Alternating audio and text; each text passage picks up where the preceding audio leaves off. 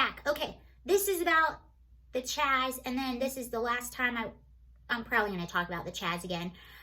But last night, well, the last time we left off, there was a video of bulldozers going in and taking down some of the barricades. Well, then they sent in the riot police, and they actually went out and cleared out the whole 6-block radius that was previously known as the country of CHAZ.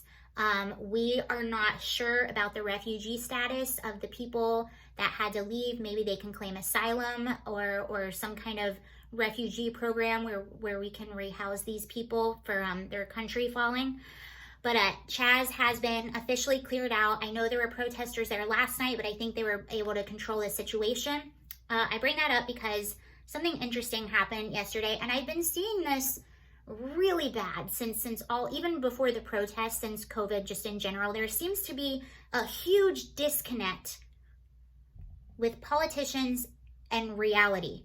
And one of them is Mayor Jenny Durkan. We've talked about her before. So Mayor Jenny Durkan, she's the mayor of Seattle. She's the one that ordered the Seattle police to leave the precinct, allowing the protesters to take over the 6-block radius, and where residents have come out saying that they have felt they were being held hostage. Some were even scared to talk to the cameras because they didn't want any retaliation. Imagine living in this area, how you must have felt completely abandoned by your elected officials. So she told the police officers to leave. Therefore, this group of protesters, they put up barricades, they had armed guards, they had like food and all this stuff going on, tents, all kinds of stuff. And they had complete control of this 6-block area in Seattle, and they had complete control for about a week.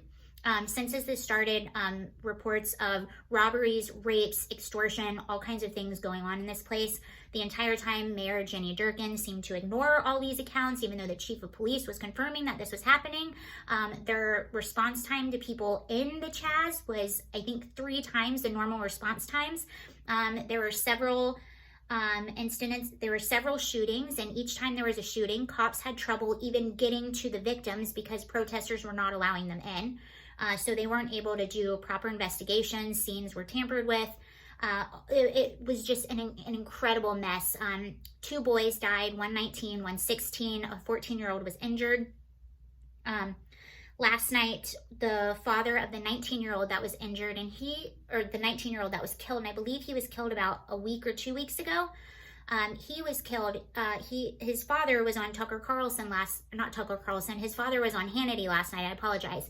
His father was on Hannity last night for about 35 minutes. In this interview, we find out not only has the mayor not reached out to him, no one has reached out to him, not a single detective, not a single police officer.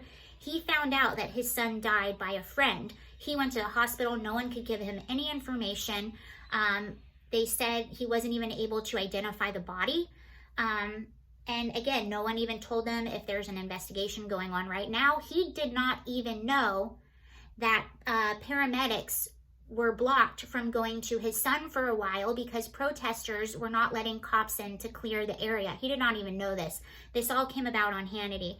Now, this is really interesting to me. Well, not only because that, and it was terribly heart-wrenching and sad to see the pain on this man's face. Not only was his son murdered, but you have elected officials and police officers who aren't able to do anything. And I don't want to blame the police officers because they're under direct, following direct orders by Jenny Durkan.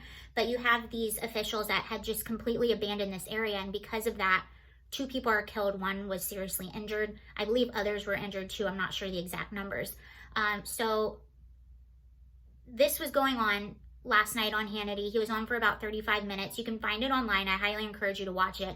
Simultaneously, Mayor Jenny Durkan said publicly, well, it was mostly peaceful. The first few weeks were really peaceful, blah, blah, blah. She's still not taking accountability.